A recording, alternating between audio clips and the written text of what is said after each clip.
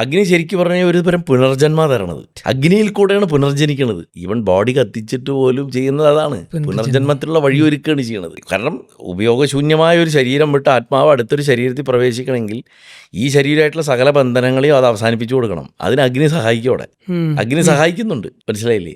മറ്റേ ഈ പ്രേതാവസ്ഥയ്ക്കുള്ള സാധ്യത കൂടുതലാണ്. അപ്പോൾ അഗ്നി അത് പൂർണ്ണമായിട്ടും നശിപ്പിച്ച് പ്രകൃതിയിൽ വിലയിപ്പിച്ച് കൊടുക്കണം. അപ്പോൾ പുനർജന്മമാണ് അഗ്നി എപ്പോഴും.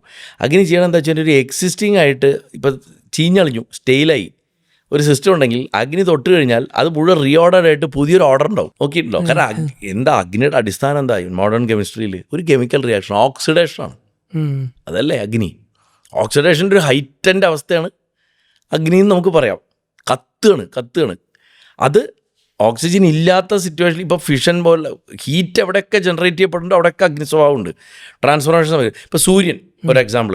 സൂര്യൻ്റെ ഉള്ളിൽ എന്താ സംഭവിക്കുന്നത്? സൂര്യൻ ഇന്ന് കാണുന്ന ഈ നിമിഷം കാണുന്ന സൂര്യനല്ല അടുത്ത നിമിഷം കാണുന്ന സൂര്യൻ.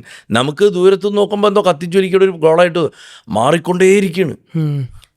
അതിൻ്റെ അകത്ത് അത്രയും പവർ സ്റ്റോർ ചെയ്യപ്പെട്ടിരിക്കണം. അപ്പോൾ സൂര്യൻ ഓരോ നിമിഷവും പുനർജനിച്ചുകൊണ്ടിരിക്കുക. അപ്പോൾ റിന്യൂവൽ, റീബർത്ത്, ഇങ്ങനത്തെ എല്ലാ കൺസെപ്റ്റുകളും ഈ പവർ ഓഫ് ട്രാൻസ്ഫോർമേഷന് ഭയങ്കര പവറുണ്ട്, വലിയ റോളുണ്ട്.